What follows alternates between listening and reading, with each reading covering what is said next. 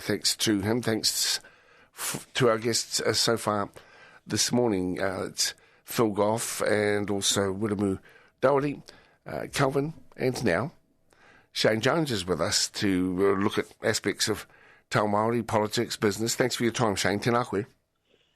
Kia ora. Kia ora. Morning, folks. Morning. Shane, can we talk about the Reserve Bank? Most of us don't have a lot of understanding what its role is, how it works. You know, we go to our trading banks, but you keep your eye on this sort of stuff. Seemingly, the Reserve Bank's reported as saying that the super hot labour market's the biggest threat to the Reserve Bank's efforts to get inflation back under control. Can you talk with us about that and maybe mix some whakaaro Māori in there? And off the back of it, talk with us about whether you think a recession, therefore, is inevitable. Well, last week, the president or the governor of the Reserve Bank over in the United States of America was talking about a recession. And the reason that our dollar is sinking, although I would remind everyone a small number of listeners who have a memory about such things, in the year 2000, 2001, the dollar got down to 39.46, which is great if you're an exporter, but shocking if you're trying to take a holiday overseas or if you're an importer. Now, part of the difficulty is the government has made it incredibly difficult to jump through all the bureaucratic hoops if you're wanting to move to New Zealand. For example, if you've recently been in America, you need the FBI to give you a clearance.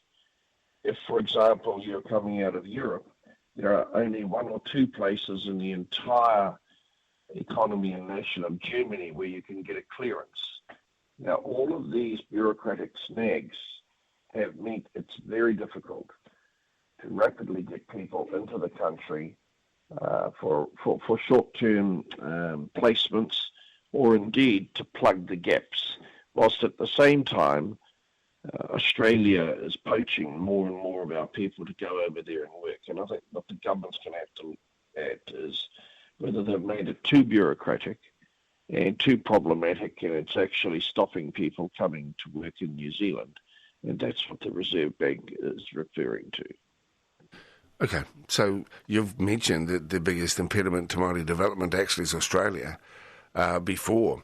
What's the situation for us? Does it mean that we're going to see more unemployed, Māori unemployed, or the impact here on regional development? People say there's plenty of jobs around. Are there? Yeah, at the moment the job market's really strong. Yet in the time of the John Key government, when we had the global financial crisis, the difficulty back then and in Rogernomics was there was mass unemployment. And Grant Robertson has spoken on numerous occasions, mass unemployment, and as I understand his thinking, is just as bad or if not worse than bad inflation.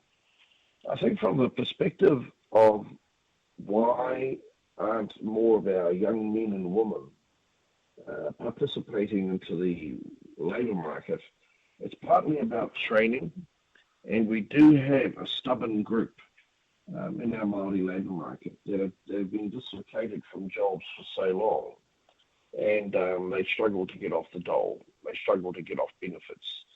There's probably more you could do in that regard, but it would be quite punitive, and I don't think you're going to see Carmel and the labour ministers responsible for the social agenda taking the type of steps that's going to drive these inveterate clingers to the welfare system.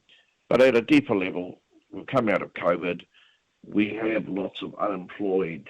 We don't have enough people looking for jobs to plug those gaps.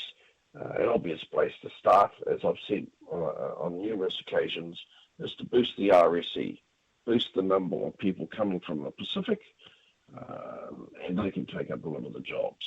And by and large, those ones want to go home. They don't want to stay here. They want to come and work for 6 to 9 months or possibly less, and then go back to their homes in the islands.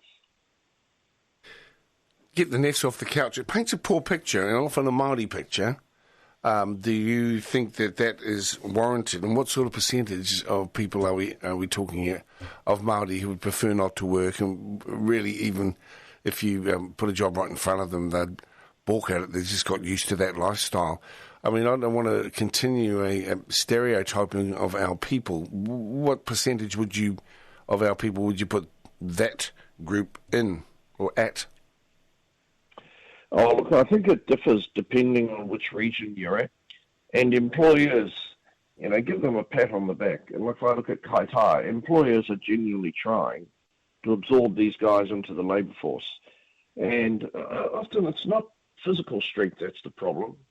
It's just social attitudes driven by poor lifestyle choices. And until you help them conquer those demons, and whether or not, for example, the drug tests have become too severe, the stuff like that. But I wouldn't stigmatise employers, or really worsen the stigmatisation amongst some of our whanau. But if you were going to take on to these problems, you've got to go virtually community by community. You can't just stand on a hill of beans and blurt out stats that you make up on the spot. And the funny thing is that the headmasters and the principals of the schools, they know who the families are. I think that Oranga Tamariki, admittedly, they're a trouble organisation. They know who the families are. And if you are, for example, from an iwi that want to get closer to the rougher end of the community, then just work either with the schools or work with Oranga Tamariki and employers, and I think you'd make quite a significant positive impact. So until we deal with drug addiction and things like that, you're always going to have that recidivist group. Okay. So iwi could do a lot more, couldn't they? Couldn't we? Oh, yeah. Look, I came last week from the 30-year celebration of the fisheries, of the Sea Lord deal, and without a doubt, for a number of our iwi interventions, they're missing in action. I think the iwi leadership run the risk of being branded, if they aren't already, as too elitist and concerned too much, for example, about statutory debates with water and the environment, and they've forgotten how to liaise with Jake and the whanau. And if anything, that's going to be an ongoing criticism of iwi, that they've forgotten about their blue-collar obligations. If Wayne Brown gets up, he's going to be 80 at the end of the term. Too old? No, I don't think so. I mean, the mayor doesn't need to race around and turn up at the opening of an envelope. There's nothing wrong with the mayor dispatching other councillors to take on those sorts of obligations, and often they are time-consuming. I think Mayor Brown, if he is successful, will be exactly the purgative that the stuffy bureaucracy of Auckland Super City needs. Shane, as always, thanks very much for your thoughts, man. Shane Jones with us today.